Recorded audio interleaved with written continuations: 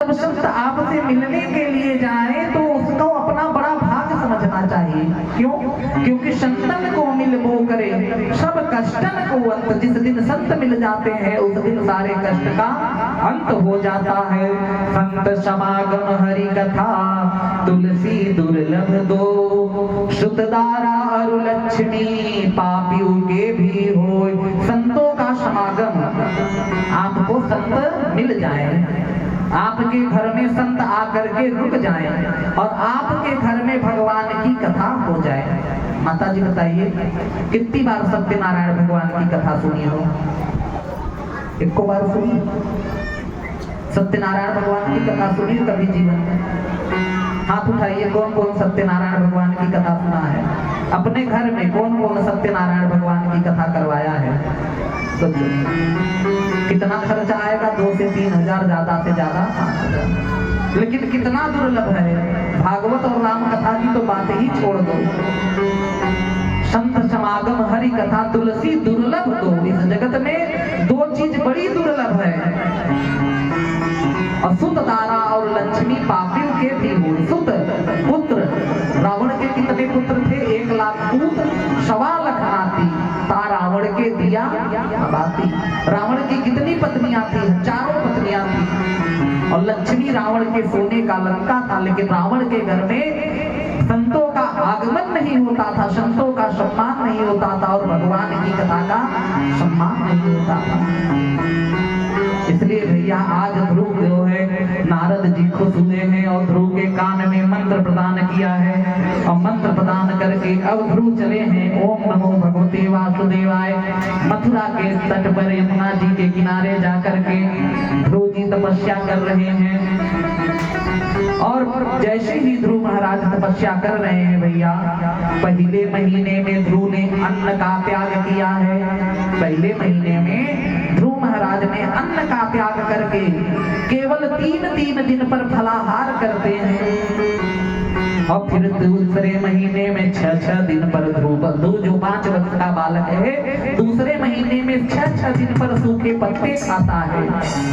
और 5वें महीने में भगवान का ध्यान रख करके ध्रुव महाराज 4थे महीने में 12 दिन पर केवल वायु का पान करते हैं। 12 दिन पर वायु पी करके ध्रुव महाराज रहते हैं। और कहते हैं जब 5वां महीना आता है तो ध्रुव अपने दाहिने पैर के अंगूठे पर खड़ा हुआ अपने सांस को जीत लेता है उस समय। और सांस को जीत लिया है ध्रुव ने। और एक प्रकार से ध्रुव जब खड़ा हुआ है भैया, इधर 6वें महीने में आज ध्रुव ने सारे जगत से अपने ध्यान को मिटा करके आज ध्रुव ने अपने श्वास को और प्राण को भगवान में हृदयस्थ किया है। अब भगवान की माधुरी छवि का दर्शन कर रहा है। और जब ध्रुव ने अपने देव इंद्रियों को, अपनी आत्मा को भी भगवान में लीन किया है, उस समय इंद्र का इंद्रासन कांपने लगा। सारे जगत की वायु रुक गई, सारे प्राणी त्राहिमाम करने लगे। सबने भगवान को देखा है, भगवान से विनती करी है। और इधर जैसे वायु सबकी सांस जाने को जा रही है और उधर भगवान प्रकट हुए हैं। बोले सत्यनारायण भगवान की। भगवान प्रकट हुए हैं, लेकिन ध्रुव जो है वो अपने आंख को नहीं खोलता। क्यों आंख को नहीं खोल रहा है? क्योंकि ध्रुव अपने अंदर ही भगवान की मधुरी छवि का दर्शन कर रहा है। और इस प्रकार जब भगवान ने अपनी छवि को निकाला है, उधर भगवान ने अपनी छवि को निकाला। और जैसे सर्प तड़पने लगता है मणि के बिना, जल से निकल करके मछली तड़पने लगती है, वैसे ध्रुव तड़पने लगा है। और ध्रुव ने अपने नेत्र को खोला है। और जब नेत्र को खोला है ध्रुव ने, तो सामने वही भगवान खड़े हैं। आज भगवान ध्रुव को देख रहे हैं और ध्रुव जी भगवान को देख रहे हैं। लेकिन ध्रुव को भगवान की स्तुति करनी नहीं आती, क्योंकि ध्रुव छोटा बालक है। ध्रुव भगवान की स्तुति करना नहीं जानता। तभी भगवान ने अपने गोद में बैठा करके अपने शंख को ध्रुव के गाल से छुआया है, और जैसे ही गाल को छुआया है भैया, ध्रुव के हृदय में सारे ज्ञान, वेद, पुराण, शास्त्र सब आ गए। और ध्रुव भगवान की विनती कर रहा है, शांताकारं भुजगशयनं पद्मनाभं सुरेशं विश्वाधारं गगनसदृशं मेघवर्णं शुभांगं लक्ष्मीकान्तं कमलनयनं योगवृन्दामगम्यहं वन्दे विष्णु भवभयहरणं सर्वलोकैकनाथं। भगवान प्रसन्न हुए हैं, ध्रुव से कहते हैं, ध्रुव तू मुझसे वरदान मांग ले। ध्रुव कहता है, प्रभु मुझे कुछ नहीं चाहिए।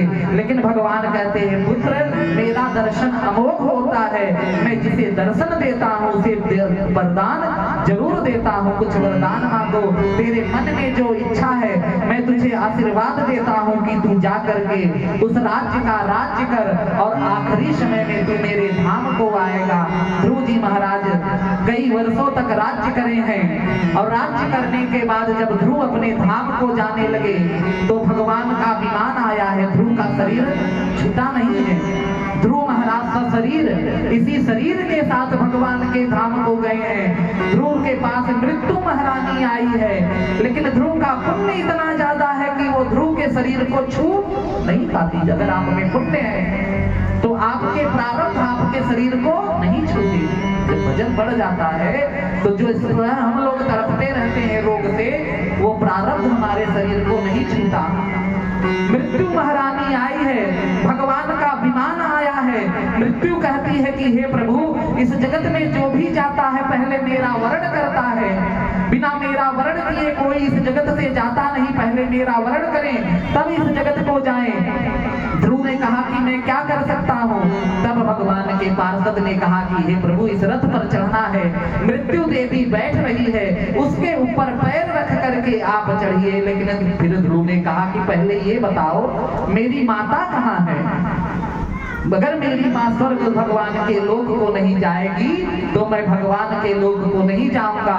इधर ध्रुव देवता भगवान के पार्षद ने कहा, हे पुत्र, तेरे घर में तुझ जैसा पुत्र हो जाए जिसके घर में उसकी 21 पीढ़ियां तर जाती हैं, वो देख आगे जो विमान जा रहा है उस पे तेरी माँ बैठ करके जा रही है, आगे मृत्यु देवी बैठी है, और मृत्यु के शरीर पर ध्रुव महाराज पैर रख करके भगवान के धाम को जा रहे हैं। बोल भक्तवत्सल भगवान की